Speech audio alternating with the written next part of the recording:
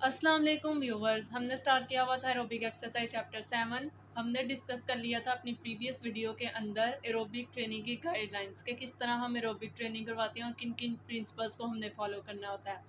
जब हम aerobic training करवाते हैं तो उसके बाद बॉडी अडॉप्टेशंस आती हैं, फिजियोलॉजिकल चेंजेस आती हैं बॉडी के अंदर, और वो फिजियोलॉजिकल चेंजेस को आज हम डिस्कस करेंगे। और कौन कौन से सिस्टम जो मेजरली इन्वॉल्व होते हैं एरोबिक ट्रेनिंग के अंदर, उनके अंदर कौन कौन सी अडॉप्टेशन आती हैं, कौन कौन सी चेंजेस आती हैं। तो वो बेसिकली 3 सिस्टम्स होते हैं जो ज़्यादा अफेक्ट होते हैं। जो हमारा टारगेट होता है कि हमने इनकी बेसिकली स्ट्रेंथनिंग करवानी है, इनकी एंड्योरेंस को इम्प्रूव करना है। तो कार्डियोवैस्कुलर सिस्टम होता है, रेस्पिरेटरी सिस्टम होता है एंड मेटाबॉलिज्म होता है, जिनके अंदर मेजर अडॉप्टिव चेंजेस आती हैं। तो इनको हम बहुत दफ़ा डिस्कस कर चुके हैं, ये आपको पहले भी ये बातें पता होंगी। बस हम थोड़ा सा इसका ओवरव्यू ले लेते हैं कि कौन कौन सी चीज़ें जो है ना वो उनकी अडॉप्टेशन आती हैं। तो सबसे पहले हम डिस्कस कर लेते हैं कि कार्डियोवैस्कुलर सिस्टम के अंदर कौन कौन सी अडॉप्टेशन आती हैं। तो बेसिकली इसके अंदर रेस्ट के अंदर कौन सी आती हैं और ड्यूरिंग एक्सरसाइज, ठीक है, दोनों डिस्कस करेंगे हम हर एक सिस्टम की। तो रेस्ट के अंदर पल्स रेट कम हो जाएगा, ब्लड प्रेशर ड्रॉप हो जाएगा, ब्लड वॉल्यूम डिक्रीज हो जाएगा, ठीक है। तो एक्सरसाइज के अंदर बेसिकली क्या होगा, पल्स रेट कम हो जाएगा, ठीक है। अब आपके जहन में क्वेश्चन आ रहा होगा कि पल्स रेट रेस्ट के अंदर कम हो रहा है तो एक्सरसाइज के दौरान में तो हर एक चीज़ जो होती है वो इंक्रीज हो जाती है, कार्डियक आउटपुट, तो पल्स रेट क्यों कम होता है।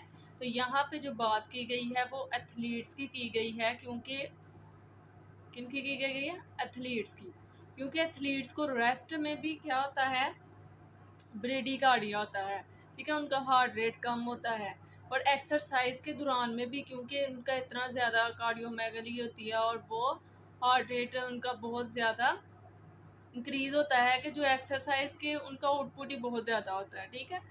तो वो एक्सरसाइज के दौरान में भी मतलब कि एज़ कम्पेयर टू रेस्ट वो कम ही होता है, इसलिए उनका पल्स रेट कम आता है। और ये बात हो रही है एथलीट्स की, ठीक है। स्ट्रोक वॉल्यूम इंक्रीज हो जाता है, कार्डिक आउटपुट इंक्रीज हो जाएगा, ऑक्सीजन एक्सट्रैक्शन मैंने बताया था पहले भी, वो भी इंक्रीज हो जाती है, ब्लड फ्लो कम हो जाएगा, और मायोकार्डियल जो VO2 मैक्स कंजप्शन ऑक्सीजन होती है वो भी कम हो जाती है। तो ये बेसिकली एक्सरसाइज के अंदर ये वाली चेंजेस आएंगी बॉडी के अंदर। देन हम डिस्कस कर लेते हैं मेटाबॉलिक चेंजेस। अब मेटाबॉलिज्म जो होता है, हम एक्सरसाइजेस करवाते हैं किसी भी टाइप की, तो उसकी वजह से हमारा मेटाबॉलिज्म जो होता है वो बहुत फास्ट हो जाता है। अब मेटाबॉलिज्म के अंदर कौन कौन से चेंजेस आएंगे जब हम एरोबिक ट्रेनिंग करवाएंगे, तो बेसिकली इसके अंदर मसल हाइपरट्रोफी यानी कि मसल का साइज इंक्रीज हो जाएगा, कैपिलरी डेंसिटी ज़्यादा हो जाएगी क्योंकि ज़्यादा ऑक्सीजन चाहिए होती है, नंबर साइज और माइटोकॉन्ड्रिया बढ़ जाएगा क्योंकि जितनी ज़्यादा एक्सरसाइज करवाएंगे ATP की भी हमें उतनी ज़्यादा ज़रूरत है, तो नंबर ऑफ माइटोकॉन्ड्रिया इंक्रीज़ हो जाएगा, मायोग्लोबिन स्टोरेज मसल्स के अंदर इंक्रीज़ हो जाएगी और ATP भी इंक्रीज़ हो जाएगी। देन आ जाती है एक्सरसाइजेज के अंदर क्या क्या आएगा।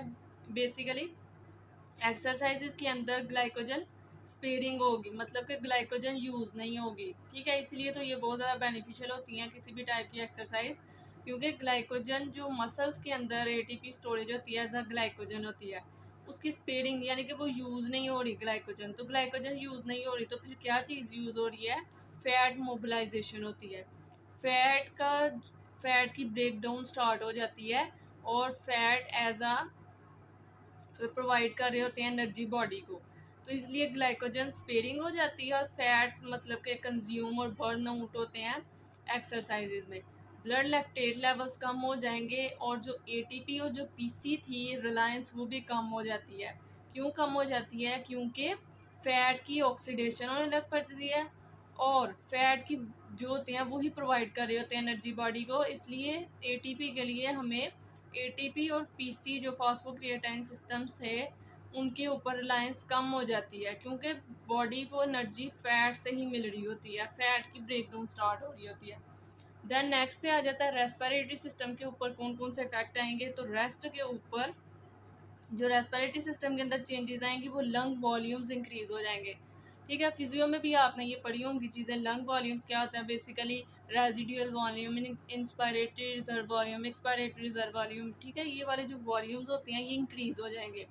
और डिफ्यूजन कैपेसिटी यानी कि जो कैपिलरी मेम्ब्रेन और एंडोथेलियल जो एपिथेलियल मेम्ब्रेन होती है एल्वेलाई की, वहाँ पे जो गैसेस का एक्सचेंज हो रहा होता है ऑक्सीजन कार्बन डाइऑक्साइड का, वो भी ज़्यादा डिफ्यूजन कैपेसिटी इंक्रीज हो जाती है उस मेम्ब्रेन की, और ज़्यादा डिफ्यूजन होने लग पड़ती है ऑक्सीजन कार्बन डाइऑक्साइड की। और एक्सरसाइज के अंदर क्या होता है कि मिनट वेंटिलेशन और वेंटिलेटरी एफिशिएंसी इंक्रीज हो जाती है। तो इन चीज़ों को आपने देख लिया कि कौन कौन सी फिजियोलॉजिकल चेंजेस आएंगी, यानी कि एरोबिक एक्सरसाइज के अगेंस्ट में बॉडी के अंदर कौन कौन सी अडॉप्टेशन आएंगी। अदर सिस्टम्स भी इसके अंदर इन्वॉल्व हो सकते हैं, और वो कौन कौन से हो सकते हैं। अदर सिस्टम्स के अंदर बेसिकली आपने देख लिया कि फैट की मोबिलाइजेशन हो रही है, वो प्रोवाइड कर रही है एनर्जी बॉडी को, तो इसकी वजह से फैट की मोबिलाइजेशन की वजह से क्या होगा कि बॉडी के अंदर फैट की जो कंसंट्रेशन होगी वो कम हो जाएगी। ठीक है, लिपिड ब्रेक डाउन होने लग पड़ी है, और उसकी वजह से फैट मतलब कि ब्रेक डाउन होने लग पड़ी है। उसकी वजह से क्या होगा कि बॉडी फैट कम हो जाएगा, और बॉडी फैट कम होने की वजह से कोलेस्ट्रॉल जो लेवल होते हैं ब्लड के अंदर वो भी कम हो जाएंगे। इसलिए तो एरोबिक एक्सरसाइजेज जो हैं वो कार्डियक पेशेंट्स के लिए बहुत ज़्यादा बेनिफिट्स हैं इनके।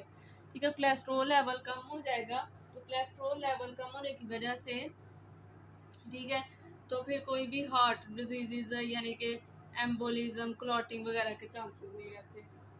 देन आ जाती है बोन की स्ट्रेंथ इंक्रीज हो जाएगी, टेंडन की जो टेंसाइल स्ट्रेंथ है, ठीक है, ये सब कुछ हीट एक्टिवेटाइजेशन, ये सारी चीज़ें क्या होंगी, ये इंक्रीज हो जाएंगी इनकी। नेक्स्ट आज हम जो इम्पोर्टेंट टॉपिक डिस्कस करेंगे वो ये है कि कोरोनरी आर्टरी डिजीज़ का पेशेंट है, तो उसके अंदर एरोबिक ट्रेनिंग करवाने के लिए हम कौन कौन से प्रिंसिपल्स को फॉलो करेंगे, आज हम ये वाला टॉपिक डिटेल में डिस्कस करेंगे। तो बेसिकली हम कोरोनरी आर्टरी डिजीज़ का पेशेंट हो या फिर कोई भी उसको कार्डियोवैस्कुलर प्रॉब्लम हो, तो उसके अंदर हम बेसिकली कार्डियक रिहैबिलिटेशन करवाते हैं। अब कार्डियक रिहैबिलिटेशन इन पेशेंट एनवायरनमेंट भी हो सकता है और आउट पेशेंट भी हो सकता है।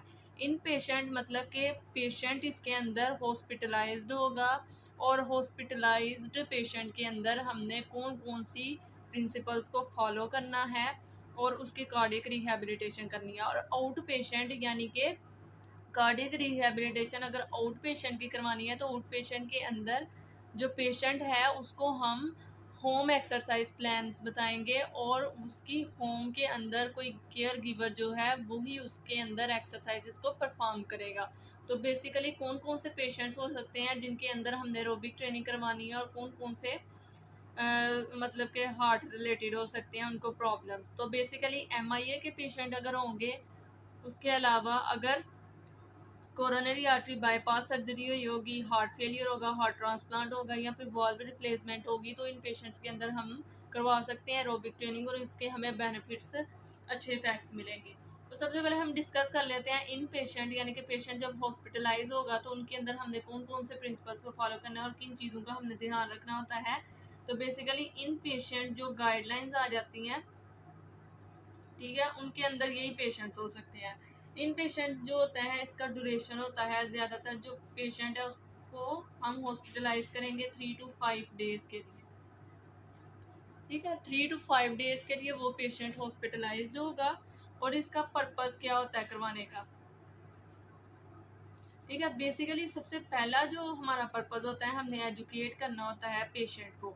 अब एजुकेट क्यों करना होता है, उसको रिस्क फैक्टर्स के बारे में बताएंगे कि अगर तुम्हें ये प्रॉब्लम होगी तो इसके साथ ये रिस्क हो सकता है, होने के चांसेस हो सकते हैं, उसको गाइड करेंगे पेशेंट को, उसके मॉडिफाई कर देंगे उसके बिहेवियर्स को, कि पहले जो जो चीज़ें यूज़ कर रहा था जिसकी वजह से उसको ये हार्ट की प्रॉब्लम्स हुई हैं वो उसको चेंज करें, ईटिंग हैबिट्स को चेंज करे, अपनी डेली लाइफ एक्टिविटीज़ को इम्प्रूव करे।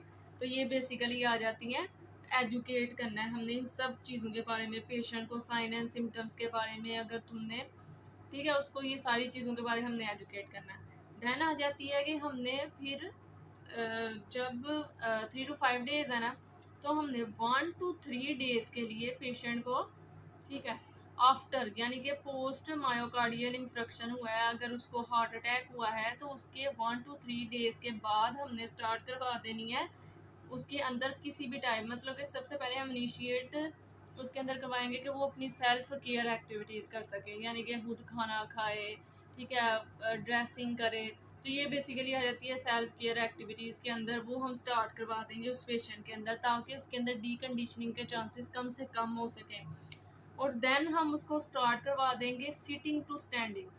ठीक है, सिटिंग टू स्टैंडिंग जो सबसे पहले हम उसको एक्सरसाइज करवाएंगे, मतलब कि डेली लाइफ की एक्टिविटीज़ है, सीटिंग है, तो सीटिंग से हम उसे कहेंगे कि वो स्टैंड होने की कोशिश करे।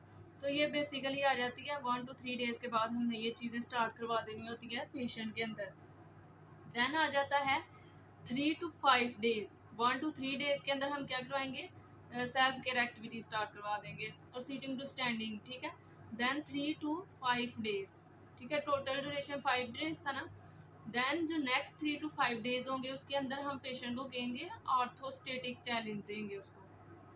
ऑर्थोस्टेटिक चैलेंज बेसिकली क्या होता है कि वो, ठीक है, पेशेंट जो होगा वो बेड रीडन है तो उसको हम कहेंगे कि वो स्टैंड हो जाए। ठीक है, वो खड़ा होने की कोशिश करें।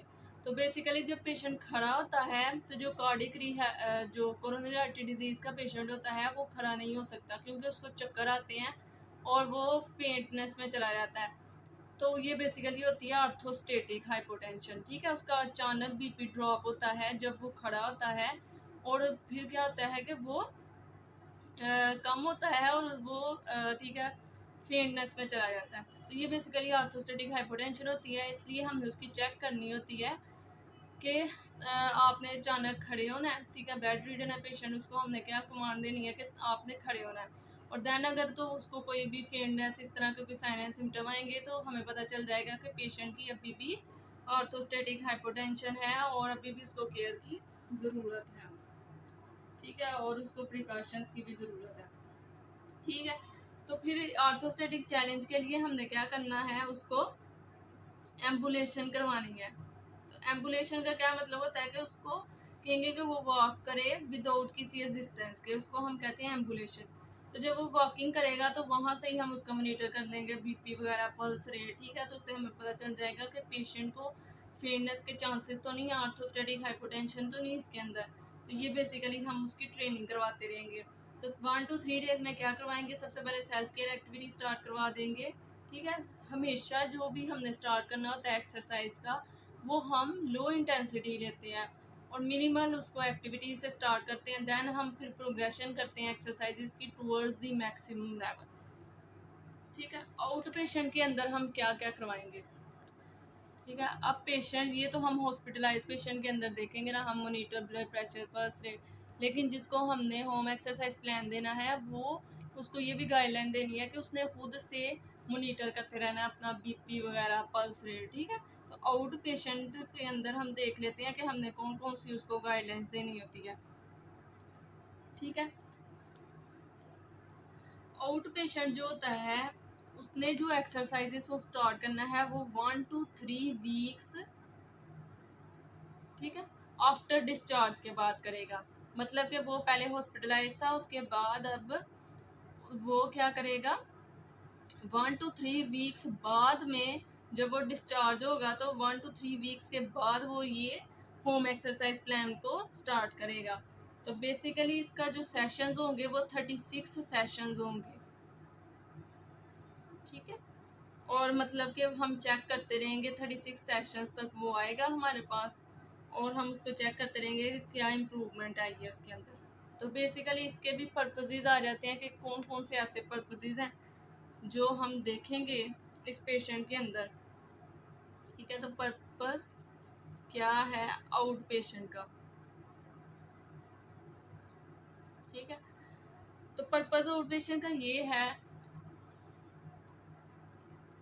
कि कैपेसिटी है जो पेशेंट की वो इंक्रीज हो सके। कैपेसिटी कौन सी, किसकी कैपेसिटी, कार्डियोवैस्कुलर कैपेसिटी उसकी इंक्रीज हो सके और उसके अलावा कार्डिक फंक्शंस उसके इम्प्रूव हो सकें। कार्डिक फंक्शंस इम्प्रूव होंगे और उसके अलावा हम देख सकते हैं कि इफेक्ट ऑफ मेडिसिन्स क्या है। जब हम एक्टिविटी बढ़ा रहे हैं उसकी तो तब साथ में तो वो मेडिसिन भी तो ले रहा है ना, कौन सी मेडिसिन, एंटीकोएगुलेंट्स ले रहा है और एंटी हाइपरटेंशन। ठीक है, कोई भी वो मेडिसिन ले रहा है तो उनका इफ़ेक्ट हम देखेंगे कि जब हम एक्टिविटी करवा रहे हैं तो तब क्या इनका इफ़ेक्ट आ रहा है। उसके अलावा जो पेशेंट की एंग्जाइटी डिप्रेशन है उसको कम करवाने के लिए भी हम ये वाली करवाते हैं आउट पेशेंट। ठीक है, एंग्जाइटी और डिप्रेशन भी कम करवाने के लिए हम आउट पेशेंट करवाते हैं। ठीक है, उसके अलावा मेटाबॉलिक भी चेंजेस देखने के लिए हम आउट पेशेंट, ये हमारा पर्पज होता है कार्डियक रिहैबिलिटेशन का। ठीक है, अब हमने कार्डियक रिहैबिलिटेशन के बारे में पेशेंट को तो नहीं ना पता कि कौन कौन सी उसने गाइडलाइंस को फॉलो करना है। अब हमने उसका गाइडलाइंस क्या देनी है एरोबिक एक्सरसाइजेस करवाने के लिए जो कार्डियक पेशेंट है। ठीक है, तो उसको हम ये सारी गाइडलाइंस देंगे, फ्रीक्वेंसी के बारे में उसको बताएंगे। ठीक है, तो गाइडलाइंस वो ही डिपेंड कर रही हैं जो पहले भी मैंने आपको डिस्कस किया था, फिट वीपी प्रिंसिपल। ठीक है, फिट मतलब फ्रीक्वेंसी, इंटेंसिटी, टाइम, टाइप, ठीक है, वॉल्यूम एंड प्रोग्रेशन। तो ये सारी चीज़ों के बारे में पेशेंट को तो नहीं ना पता होगा, हमने उसको गाइड करना है कि फ्रीक्वेंसी आपने 3 टाइम्स पर वीक करवानी है, जो भी एक्सरसाइजेज हम बताएंगे। ठीक है, पर वीक। इंटेंसिटी जो है ना वो डिपेंड करती है, ये हम नहीं कैलकुलेट करके बतानी होती है, हम हार्ट रेट रिदम यूज़ कर सकते हैं, या फिर उसने इसके अंदर बताया हुआ है रेट परसीव्ड एक्सर्शन स्केल। ठीक है, इन दोनों मेथड्स के थ्रू हम इंटेंसिटी कैलकुलेट करेंगे, देन हम उस को बताएंगे पेशेंट को।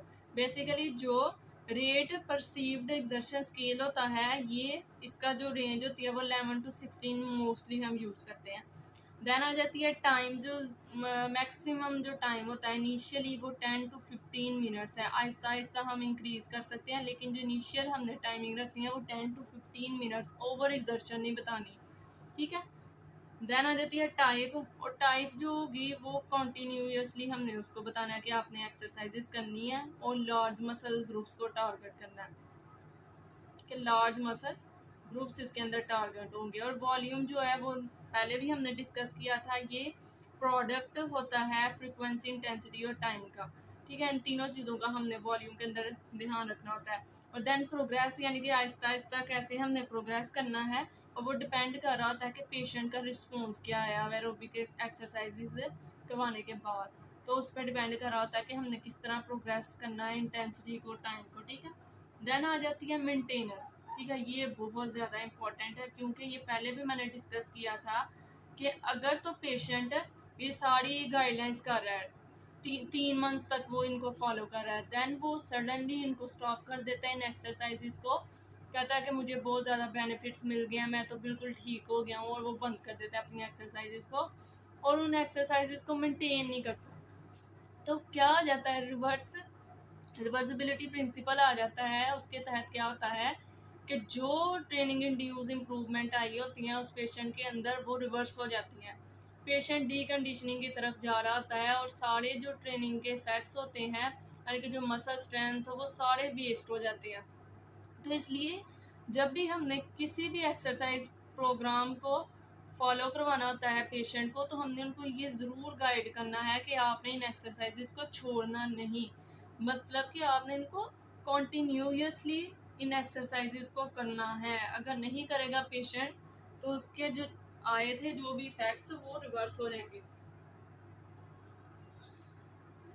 ठीक है, देन नेक्स्ट डिस्कस किया हुआ है उसने स्पेशल कंसिडरेशन, यानी कि किन किन ऐसी चीज़ें हैं, ठीक है, जिनको हमने खास तौर पर उन पे गौर करना होता है। तो स्पेशल कंसिडरेशंस के अंदर बेसिकली वो उसने 2 चीज़ों का कंपैरिजन किया हुआ है कि आर्म एक्सरसाइजेस करवाएंगे या फिर हम लेग की एक्सरसाइजेस करवाएंगे, और इन दोनों में से किसके ज़्यादा बेनिफिट इफेक्ट्स आए हैं। आर्म एक्सरसाइजेस ज़्यादातर देखी गई हैं कि ये ज़्यादातर इनके बेनिफिट्स होते हैं as compare to leg exercises के। अब वो क्यों? क्योंकि आर्म एक्सरसाइजेस जो होती हैं इसके अंदर कैलोरी एक्सपेंडिचर जो होता है वो तो ज़्यादा होता है। ठीक है, यानी कि एनर्जी इनके अंदर ज़्यादा लगती है पेशेंट की। लेग एक्सरसाइजेस के अंदर, ठीक है, लेग एक्सरसाइजेस के अंदर जो होती है ना, सॉरी, इनके अंदर जो कैलोरी एक्सपेंडिचर वो कम होता है, और लेग एक्सरसाइजेस के अंदर जो एनर्जी कंज्यूम होती है वो ज़्यादा होती है। लेकिन ऑक्सीजन जो अपटेक होता है वो आर्म एक्सरसाइजेज के अंदर ज़्यादा होता है। मायोकार्डियल ऑक्सीजन जो कंजप्शन होती है या एफिशिएंसी होती है वो ज़्यादा होती है आर्म एक्सरसाइजेज के अंदर। और VO2 मैक्स जो होती है कंजप्शन वो भी इंक्रीज होती है आर्म एक्सरसाइजेज के अंदर। ठीक है, तो लेग एक्सरसाइजेज के अंदर क्या होगा ये ठीक है। आर्म एक्सरसाइजेज के अंदर आपने याद रखना है कि इसके अंदर कैलोरी एक्सपेंडिचर कम है। लेग एक्सरसाइजेज के अंदर ज़्यादा है, यानी कि जो कार्डियक पेशेंट है जिसका पहले ही हार्ट बहुत ज़्यादा वीक है उसके अंदर हम एनर्जी इतनी ज़्यादा कंज्यूम नहीं कर सकते। तो आर्म एक्सरसाइजेज के अंदर एनर्जी लेस एक्सपेंड होती है as compare to leg exercises, वो ज़्यादा एक्सर्शन काज कर सकती हैं। ऑक्सीजन अपटेक आर्म एक्सरसाइजेज के अंदर ज़्यादा होता है, लेग एक्सरसाइजेज कम। मायोकार्डियल ऑक्सीजन एफिशिएंसी जो होती है आर्म एक्सरसाइजेज के अंदर ज़्यादा, लेग एक्सरसाइजेज के अंदर कम। जो मायोकार्डियल VO2 मैक्स होती है वो ज़्यादा होती है arm exercises as compare to leg exercises. तो इसलिए मोस्टली जो हम करवाते हैं वो आर्म की एक्सरसाइजेज होती हैं। तो ये बेसिकली थी aerobic training guidelines for coronary artery disease patients. अब तक आपको कोई भी मसला हो तो आप कमेंट सेक्शन में पूछ सकते हैं। इस वीडियो को शेयर करें, लाइक एंड सब्सक्राइब करें। अल्लाह हाफ़िज़।